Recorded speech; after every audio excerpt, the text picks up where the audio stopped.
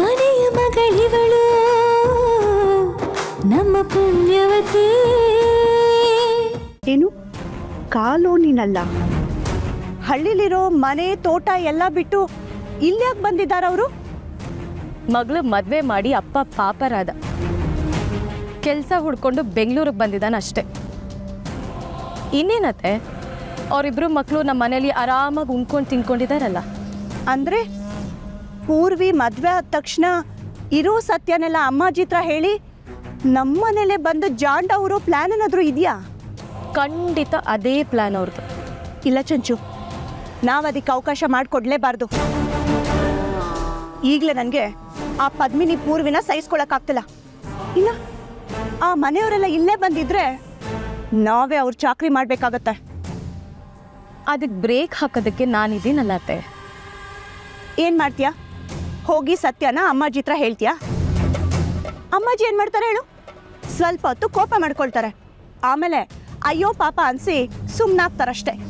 ಅಮ್ಮಾಜಿಗಲ್ಲ, ಚಂದುಲಾಲ್ಗೆ ಎಲ್ಲ ವಿಷಯನೂ ಹೇಳ್ತೀನಿ.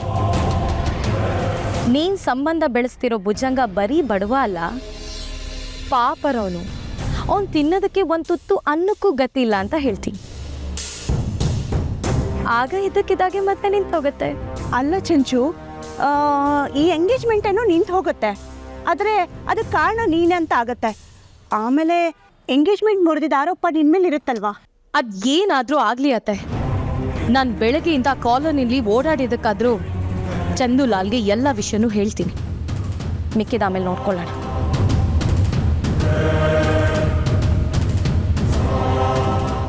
ಅದು ಎಲ್ಲಿಗುಂಟೆ?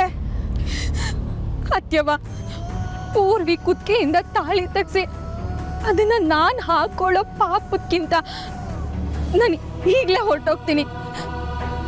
ನಂದನವ್ರೆ, ಇನ್ಯಾವತ್ತಿಗೋ ನಾನು ನಿಮ್ಮ ಜೀವನದಲ್ಲಿ ಬರೋಕ್ಕಿಲ್ಲ. ಇಷ್ಟು ದಿನ ನೀವು ನನಗೆ ಮಾಡಿದ ಸಹಾಯಕ್ಕೆ ನಾನು ಯಾವತ್ತಿಗೂ ಋಣಿಯಾಗಿರ್ತೀನಿ. ಹಾಗೆ ಇಷ್ಟು ದಿನ ನಾನು ನಿಮ್ಗೆ ಕೊಟ್ಟ ಕಷ್ಟಕ್ಕೆ ನಾನು ನಿಮ್ಮ ಹತ್ರ ಕ್ಷಮೆ ಕೇಳ್ತೀನಿ. ನನ್ನ ಕ್ಷಮಿಸ್ಬಿಡಿ. ನಿಂತ್ಕೋ.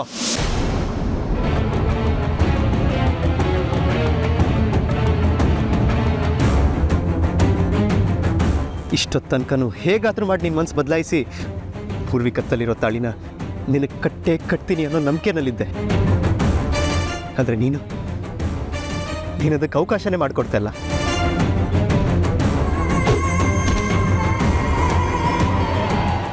ನಂಗೆ ಅರ್ಥ ಆಗೋಯ್ತು. ಈ ಸಮಸ್ಯೆನ ನಾವೇ ಬಗೆಹರಿಸ್ಕೊಳಕ್ಕಾಗಲ್ಲ ಅಂದಮೇಲೆ ಇದ್ರ ತೀರ್ಮಾನ ಆಗಬೇಕಾಗಿರೋದು ಇಲ್ಲಲ್ಲ. ಬಾ ನನ್ನ ಜೊತೆ. ಎಲ್ಲಿಗೆ? ಸತ್ಯನ ಮನೆಯವರೆಲ್ರಿಗೂ ಹೇಳೋಣ.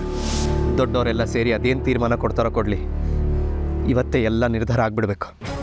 ಅಯ್ಯೋ, ಏನು ಹೇಳ್ತಿದ್ದೀರಾ?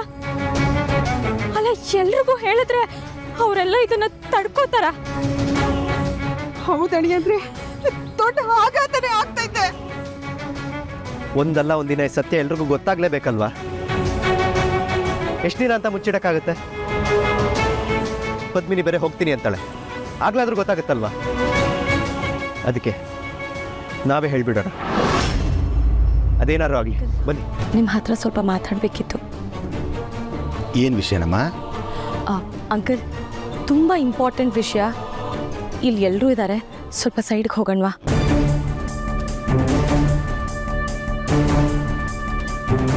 ಅಂಕಲ್, ಇದು ನಿಮ್ಮ ಮಗನ ಭವಿಷ್ಯದ ಪ್ರಶ್ನೆ.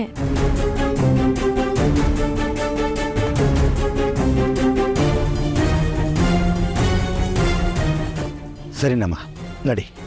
ಹಾಂ, ಬನ್ನಿ.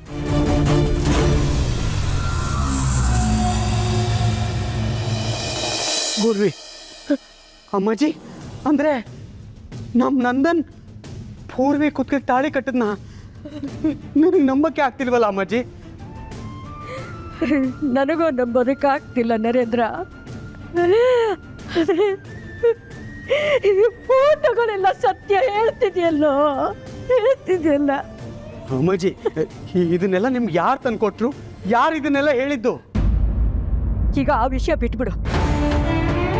ಆದರೆ ಈಗ ಈ ವಿಷಯ ಯಾರಿಗೂ ಗೊತ್ತಾಗಬಾರ್ದು ನರೇಂದ್ರ. ಇದು ಇಷ್ಟಕ್ಕೆ ಮುಗಿಯೋ ವಿಷಯ ಅಲ್ಲ, ಇದು ತುಂಬ ದೊಡ್ಡ ವಿಷಯ. ಇದನ್ನು ಆಮೇಲೆ ನಾನು ಮಾತಾಡ್ತೀನಿ. ಈಗಲೇ ಇದು ಮಾತಾಡಿ ಬಗೆಹರಿಸುವಂಥದ್ದು ಅಲ್ಲ. ಯಾಕೆಂದರೆ ನಮ್ಮ ಮನೆ ಮಾನ ಮರ್ಯಾದೆ ಪ್ರಶ್ನೆ. ನಾನು ಆಮೇಲೆ ನೋಡ್ಕೋತೀನಿ. ಆದರೆ ನೀನು ನನಗೆ ಮಾತು ಕೊಡು, ಈ ವಿಷಯ ನಾನು ಯಾರಿಗೂ ಹೇಳಲ್ಲ ಅಂತ. ವೀರೇಂದ್ರನಿಗಾಗಿರ್ಬೋದು, ಮಾಲ್ತಿಗಾಗಿರ್ಬೋದು, ಅಥವಾ ಮನೇಲಿ ಯಾರಿಗೆ ಆಗಿರ್ಬೋದು, ನೀನು ಹೇಳಬಾರ್ದು. ಮಾತು ಕೊಡು. ಸರಿ ಅಮ್ಮಾಜಿ, ಈ ವಿಷಯ ನಾನು ಯಾರಿಗೂ ಹೇಳಲ್ಲ. ಆದರೆ ಅಮ್ಮಾಜಿ, ನಿಶ್ಚಿತಾರ್ಥ ಏನು ಮಾಡೋದು? ಹೇಗೋ ನಿಶ್ಚಿತಾರ್ಥ ಮಾಡಿಸ್ಲಿ. ಮದುವೆ ಆಗಿರೋ ಹುಡುಗಿ ಇನ್ನೊಂದು ಹುಡುಗನ ಜೊತೆ ಹೇಗೆ ನಿಶ್ಚಿತಾರ್ಥ ಮಾಡಿಸ್ಲಿ? ಆದರೆ ಅಲ್ಲಿ ಎಲ್ಲರೂ ಕಾಯ್ತಾ ಇದ್ದಾರೆ, ಏನು ಅಂತ ಹೇಳೋದು? ಪಾಪ ಚಂದುಲಾಲ್ ಅವರು ನನ್ನ ಮೇಲೆ ನಂಬಿಕೆ ಇಟ್ಟು ಈ ಸಂಬಂಧಕ್ಕೆ ಒಪ್ಕೊಂಡ್ರು. ಈಗ ಅವ್ರಿಗೇನು ಹೇಳಬೇಕೋ ನಿಜಕ್ಕೂ ನನಗೂ ಗೊತ್ತಾಗ್ತಾ ಇಲ್ಲ. ಆದರೆ ಈ ಅಮ್ಮಾಜಿ ಯಾವತ್ತಿದ್ರೂ ಸತ್ಯದ ಪರಾನೆ. ಸುಳ್ಳನ್ನು ಮುಚ್ಚಿಟ್ಕೊಳ್ಳೋಕ್ಕೆ ನನಗೆ ಸಾಧ್ಯ ಇಲ್ಲ. ನಡಿ, ಚಂದುಲಾಲ್ ಅವರಿಗೆ ನಿಜ ಹೇಳೋಣ, ಸತ್ಯ ಹೇಳೋಣ. ನಡಿ. ಸತ್ಯ ಹೇಳ್ತೀರಾ? ಅಲ್ಲ ಅಮ್ಮಾಜಿ, ಆ ಚಂದುಲಾಲ್ ತನ್ನ ಮಗನ ಮದುವೆ ಮುರಿದೋಯ್ತು ಅಂತ ಕೂಗಾಡಿದ್ರೆ ಏನ್ ಬೇಕಾದ್ರೂ ಮಾಡ್ಲಿ, ಆದ್ರೆ ಸತ್ಯ ಹೇಳ್ಬೇಕು. ನಡಿ.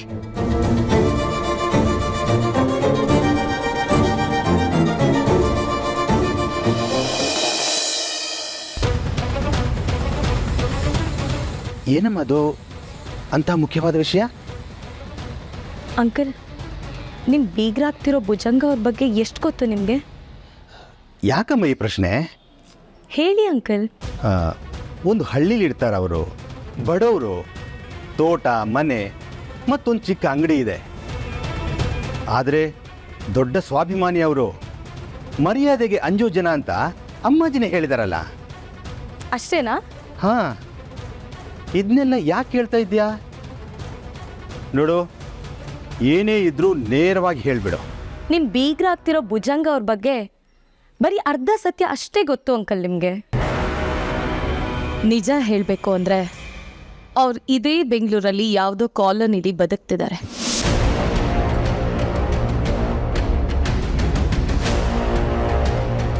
ಅವ್ರ ಮನೇಲಿ ತಿನ್ನಕ್ಕೆ ಒಂದು ಅಕ್ಕಿ ಕಾಳು ಇಲ್ಲ. ಆ ಭುಜಂಗ ಅವ್ರಿಗೆ ಒಂದು ಕೆಲಸನೂ ಇಲ್ಲ. ಅದಕ್ಕೆ ಅವ್ರ ಹೆಂಡತಿ ಯಾವುದೋ ಛತ್ರದಲ್ಲಿ ಕೆಲ್ಸಕ್ಕೆ ಹೋಗ್ತಾರಂತೆ. ಅದು ಅಲ್ಲದೆ ಒಂದು 2 ಮನೇಲಿ ಮುದ್ರೆ ಪಾತ್ರೆ ತಿಕ್ಕಕ್ಕೆ ಹೋಗ್ತಾರಂತೆ. ಇದೇ ಅಂಕಲ್ ಪೂರ್ತಿ ಸತ್ಯ. ಪಾಪ ಅಮ್ಮಾಜಿಗೂ ಈ ವಿಷಯ ಗೊತ್ತಿಲ್ಲ. ಆ ಭುಜಂಗ ಅವರು ಎಲ್ರಿಗೂ ಸುಳ್ಳು ಹೇಳ್ಕೊಂಡು ಎಲ್ರೂ ಯಾಮಾರಿಸ್ತಿದ್ದಾರೆ. ಹೌದಾ? ಅವ್ರಿಗೆ ಕಷ್ಟ ಇರ್ಬೋದು. ಅವ್ರನ್ನ ನೋಡಿದ್ರೆ ಯಾಮರ್ಸುವಂಥ ವ್ಯಕ್ತಿ ಅಲ್ಲ ಅನ್ಸುತ್ತೆ. ನಿಮಗೆ ಗೊತ್ತಿಲ್ಲ ಅಂಕಲ್ ಅವ್ರ ಪ್ಲ್ಯಾನ್ ಏನು ಅಂತ. ಮೊದಲು ಮಗಳನ್ನ ಮದುವೆ ಮಾಡಿಕೊಡೋದು, ಆಮೇಲೆ ನಿಧಾನಕ್ಕೆ ನಿಮ್ಮ ಮನೇಲಿ ಬಂದು ಸೆಟ್ಲ್ ಆಗೋದು. ಸುಮ್ಮನೆ ನೀವು ಅವ್ರನ್ನ ನಂಬಿ ಯಾಮಾರಬೇಡಿ ಅಂಕಲ್. ಅಂದರೆ ನಾನೀಗ ಏನು ಮಾಡಬೇಕು ಅಂತೀಯ ನೀನು? ಈ ಮದುವೆನ ನಿಲ್ಲಿಸ್ಬಿಡಿ. ನಿಮ್ಮ ಮಗನ ಸ್ಟ್ಯಾಂಡರ್ಡ್ಗೆ ಇನ್ನೂ ಒಳ್ಳೆ ಮನೆತನದ ಹುಡುಗಿ ಸಿಗ್ತಾಳೆ.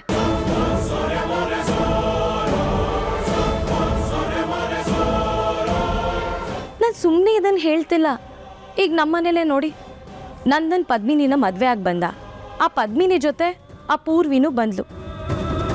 ಅಷ್ಟೇ ಯಾಕೆ, ಅಮ್ಮಾಜಿ ಅವಳ ತಂಗಿಗೆ ಒಳ್ಳೆ ಕಾಲೇಜಲ್ಲಿ ಎಜುಕೇಷನ್ ಕೂಡ ಕೊಡಿಸ್ತಿದ್ದಾರೆ. ನೀವೀಗ ಇವಳನ್ನ ಸೊಸೆ ಮಾಡಿಕೊಂಡ್ರೆ ಇದಿಷ್ಟಕ್ಕೆ ನಿಲ್ಲಲ್ಲ. ಆ ಪೂರ್ವಿಗೆ ಇನ್ನೊಬ್ಳು ತಂಗಿ ಇದ್ದಾಳೆ, ಪಾವನಿ. ಅವಳ ಜವಾಬ್ದಾರಿನೂ ನಿಮ್ಮ ತಲೆ ಮೇಲೆ ಬೀಳುತ್ತೆ. ಇದೆಲ್ಲ ಬೇಕಾ ಅಂಕಲ್ ನಿಮಗೆ? ಅದಕ್ಕೆ ಈ ಮದುವೆನ ನಿಲ್ಲಿಸ್ಬಿಡಿ.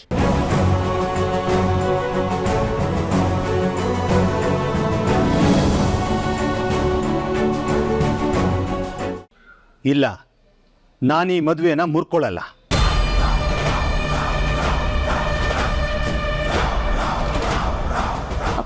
ಅಲ್ಲ ಅಂಕಲ್, ಅವ್ರು ಎಂಥ ಜನ ಅಂತ ಗೊತ್ತಿದ ಮೇಲೂ ನಿಮ್ಗೆ ಈ ಸಂಬಂಧ ಬೇಕಾ? ಅಲ್ಲ, ನಿಮ್ಮನೆ ಹಾಳಾಗಬಾರ್ದು ಅಂತ ಹೇಳ್ತಿದ್ದೀನಿ ನಾನು. ನೋಡು, ನಾನು ಈ ಸಂಬಂಧನ ಬೆಳೆಸ್ತಿರೋದೇ ಅಮ್ಮಾಜಿ ಕೊಟ್ಟಿರೋ ನಂಬಿಕೆ ಮೇಲೆ. ನಾನು ಕೋಟ್ಯಾಧೀಶ್ವರ ಆಗಿರೋದಕ್ಕೆ ಕಾರಣನೇ ಅಮ್ಮಾಜಿ. ಅವರೇ ಭುಜಂಗಯ್ಯನವರ ಸಂಬಂಧ ಬೆಳೆಸಿದ್ದಾರೆ, ನನಗೂ ನಂಬಿಕೆಯನ್ನು ಹುಟ್ಟಿಸಿದ್ದಾರೆ. ಅಂಥದ್ರಲ್ಲಿ ನನ್ನ ಈ ಡಿಸಿಷನ್ನ ನಾನು ಯಾವುದೇ ಕಾರಣಕ್ಕೂ ಬ್ರೇಕ್ ಮಾಡಲ್ಲ. ನಾನು ಈಗ ಹೋಗಿ ಈ ಮದುವೆ ಬೇಡ ಅಂತ ಹೇಳಿದರೆ ಅಮ್ಮಾಜಿಗೆ ಅವಮಾನ ಆಗಲ್ವಾ? ಇಂಥ ಕೆಲಸ ನಾನು ಮಾಡೋದಿಲ್ಲ. ಮತ್ತೆ ಆ ಹುಡುಗಿ ನಮಗೆ ಒಳ್ಳೆಯವಳು ಅಂತ ಅನಿಸಿದ್ದಾಳೆ. ಅದಕ್ಕಿಂತ ಹೆಚ್ಚಾಗಿ ನನ್ನ ಮಗನಿಗೆ ಹಿಡಿಸಿದ್ದಾಳೆ. ಅವಳೇ ನಮ್ಮನೆ ಸೊಸೆ. ಚಂಚು, ಏನಾಯ್ತು? ಏನಂದ್ರು ಚಂದುಲಾಲ್? ಅವ್ರ ಅಮ್ಮಾಜಿ ಮಾತನ್ನ ಮೀರಲ್ವಂತೆ, ಅವ್ರು ಈ ಮಧ್ಯಾಹ್ನ ಮುರಿಯಲ್ವಂತೆ ಅತ್ತೆ. ನೋಡ್ಯಾ, ಸುಮ್ಮನೆ ನೀನು ಕೆಟ್ಟೋಳದೆ. ಆದರೂ ಎಂಗೇಜ್ಮೆಂಟ್ ಆಗಲ್ಲ ಬಿಡು. ಸಾಕೆ ಪೂರ್ವಿನೇ ಕಾಣ್ತಲ್ಲ. ನಂದನು ಪದ್ಮಿನಿ ಯಾಕೆ ಕಾಣ್ತಾನೆ ಇಲ್ಲ? ಎಲ್ಲರೂ ಆಗ್ಲಿಂದ ಹುಡುಕ್ತಿದ್ವಿ, ಅದೆಲ್ಲೋದ್ರೋ ಏನೋ.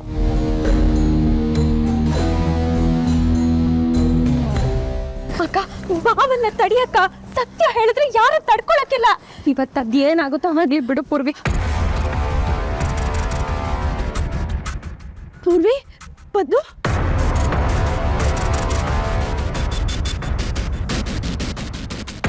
ಪೂರ್ವಿ ಎಲ್ಲವ ಹೋಗಿದ್ದೆ? ಅರಿಯುತ್ತೆ, ನೀವೆಲ್ಲ ಎಲ್ಲೋಗಿದ್ರಿ? ಹೇಳ್ತೀನಿ ಮಾವ. ಅಜ್ಜಿಯಲ್ಲಿ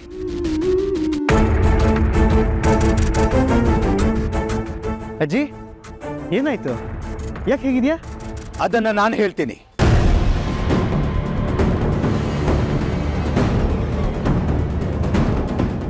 ಈ ನಿಶ್ಚಿತಾರ್ಥ ನಮಗೆ ಇಷ್ಟ ಇಲ್ಲ. ನನ್ನ ಕ್ಷಮಿಸಿಬಿಡ ಅಮ್ಮಾಜಿ.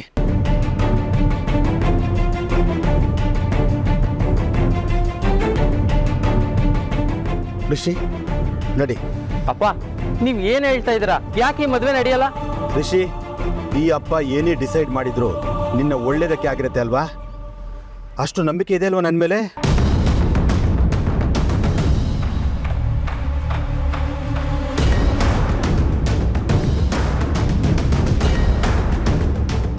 ಅಂದಾರಿ, ಇದ್ದಕ್ಕಿದ್ದಾಗೆ ನಿಮ್ಗೆ ಏನಾಯ್ತು? ನೀವಿಬ್ರು ಏನು ಮಾತಾಡಬೇಡಿ, ನಡೀರಿ. ಅಲ್ಲಪ್ಪ, ನಾವು ಪೂರ್ವಿ ಅವ್ರನ್ನ. ಋಷಿ, ನೀನು ನನ್ನ ಮಾತಿಗೆ ಬೆಲೆ ಕೊಡ್ತೀಯ ಅಂತ ಆದರೆ ಏನು ಹೇಳದೆ ಹೊರಡಿಲ್ಲಿಂದ. ಏನು ಸ್ವಾಮಿ, ಏನು ಹೇಳ್ತಿದ್ದೀರ ನೀವು? ಅಲ್ಲ, ಇದಕ್ಕಿದ್ದಂಗೆ ಮದುವೆ ಬೇಡ ಅನ್ನೋದಕ್ಕೆ ಕಾರಣ ಹತ್ರ ಏನು? ನನ್ನ ಮಗಳು ತಡವಾಗಿ ಬಂದ್ಲು ಅಂತನಾ? ಪೂರ್ವಿಯಾಗಿ ಬಂದವಳಲ್ಲ, ನಿಶ್ಚಿತಾರ್ಥ ಮುಂದುವರಿಲಿ. ಸ್ವಾಮಿ, ಚಂದ್ರಲಾಲ್ ಅವರೇ, ನಿಂತ್ಕೊಳ್ಳಿ. ಇದ್ಕಿದ್ದ ಹಾಗೆ ನಿಶ್ಚಿತಾರ್ಥ ನಿಲ್ಸಿ ಹೋಗ್ಬಿಟ್ರೆ ಏನು ಸರ್ ಅರ್ಥ? ಕಾರಣ ಏನಂತ ಹೇಳಿ. ಸುಮ್ಮನಿರು ನಂದನ್. ಅಜ್ಜಿ, ನನ್ನನ್ನು ಯಾಕೆ ಸುಮ್ಮನಿರ್ಸ್ತಾ ಇದೆಯಾ? ಇವ್ರ ಕಾರಣನೇ ಹೇಳ್ದೆ ಮದುವೆ ಬೇಡ ಅಂತಿದ್ದಾರೆ. ತಪ್ಪಲ್ವಾ ಇದು? ತಪ್ಪು ನಮ್ಮದಿದೆ.